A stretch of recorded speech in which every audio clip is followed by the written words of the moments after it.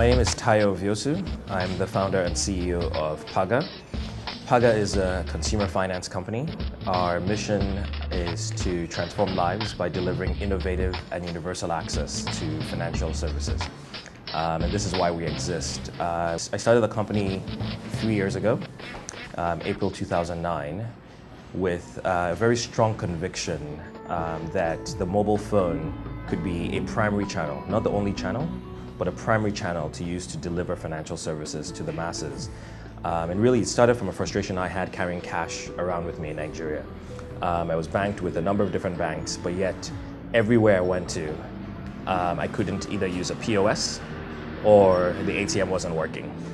And as I started thinking about this problem set, I realized that about 60% of Nigerians are within mobile phone coverage.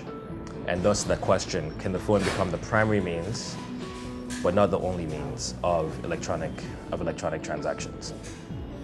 Born and raised here in Lagos. I went to the University of Southern California for my undergraduate degree in electrical engineering. From there, I worked in a couple startups in Los Angeles before I went to San Francisco to go work for Deloitte Consulting, where I led a number of system integration projects and was in the technical team before I went to business school at Stanford University. And I got a job at Cisco Systems, where I worked in the acquisitions and venture team, which is a brilliant opportunity that allowed me to, with one of the largest companies in the world, be right in the heart of developing their strategy and right in the heart of figuring out what the next big ideas are and how do we help startups in Silicon Valley mostly develop these ideas. And I think that really gave me the entrepreneurial bug. Between that and being in Silicon Valley, around Stanford, being around Google and all these other companies we hear of, I think that really made me realize that the engine of growth is our startups. And for Africa to be successful or to reach its potential, Nigeria particularly to reach its potential, it's going to be by by creating the enabling environment for startups. When I decided to come back home, I was very clear about one thing, which is that my lifetime work would be around venture capital and enabling new startups and creating the environment for startups across Africa, really, not just Nigeria. And on the boards, while I was at Cisco, I had the opportunity to serve on a couple of different boards of companies. And the people I felt that added the most value on the boards were people who had already run their own businesses. It wasn't a theoretic conversation. They knew exactly the issue the CEO was dealing with. And many of those conversations, I didn't know exactly how the CEO was dealing with. It was theoretic for me. And so I was convinced of one thing: before I can become a venture capitalist, I have to start my own business. I left my private equity job and decided to look at a variety of ideas. I spent 3 months. I looked at everything from, I always tell people I looked at everything including hair, right? Because when I moved back to Nigeria, I realized that no woman I'm looking at is wearing her own hair almost.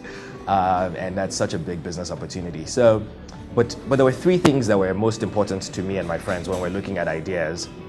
But the biggest one was really the impact and the potential for impact to society, right? That it has to pass the big idea test. If we're half as successful, we have to have made impact in society. And so that's really what motivated me to go after looking at a business and motivated me to start something. Now, why Paga is really because of the frustration I had carrying cash. And it really clicked in my mind that this was a way to solve and bring financial services to the masses in Nigeria. The biggest challenge and the risk for startups and for growth really in Nigeria, I think, is early stage capital, right? I think a lot of people, it's very difficult to find early stage capital. I'll come back to that in a second, but I think the second one is really around people. And we spend a lot of our time recruiting. And we say no many more times than we say yes, right? And so I think finding good people who will be able to take ownership and be able to drive a topic, own it fully, is very challenging. And I think we've been very fortunate in the team that we've been able to pull together across the organization. And I think it's hard work to continue to build that team and to sustain that team. but that's a challenge. But on the funding side of the challenge, I think we've been very fortunate. I think we are the exception, not the rule. I think most people actually find it very difficult. There's no angel network.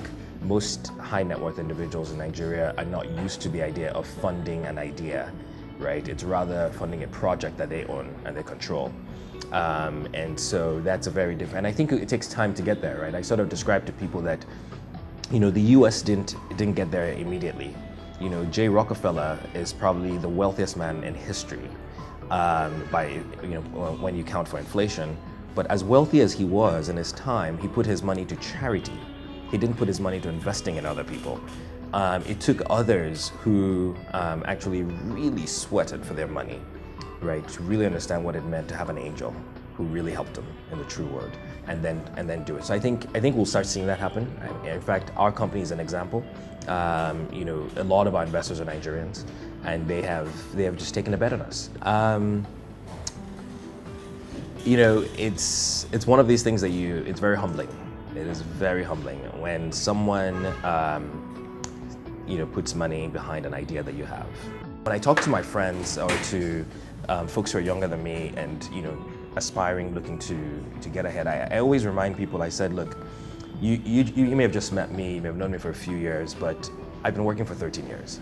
There's a progression to get there, and you just need to be steady about it. A number of our investors are my former bosses, so if I didn't do good work for them, they won't believe that I can make it happen. So I think in everything we do, and everything and myself and my co-founder have done, I think it's the kind of work we've done for other people, the kinds of relationships we've built that have allowed people to take that bet on us to make it happen. We are a fun-loving group of Africans. And I think it starts with me. We don't take ourselves too seriously. If you don't have fun while you're doing, it's a waste of your time. I genuinely believe that. And so for us, it's about, I think everyone in the office, there are about 75 of us now in the company. And for every single person, it's about working together to build something that's bigger than any one of us, right? And not building something that depends on any one person, right? And so our culture is, one where it's very relaxed. It's about keeping each other accountable and being passionate about what we're doing and having fun while we're at it. Very open environment.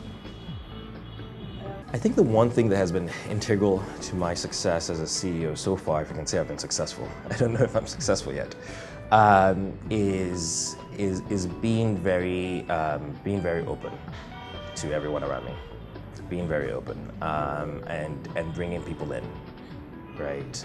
There are no secrets, and everything is in the open conversation. I think also the being diligent at the end of the day, because people take the example from top. I think it's important to always be candid about where things are going, and to show and for people to see that you're also putting in the hard work, right? If they're going to follow you, that you're doing that. We have a 15 by 15 goal. 15 million users on Paga by 2015. And our goal is to have 30,000 agents across Nigeria by 2015.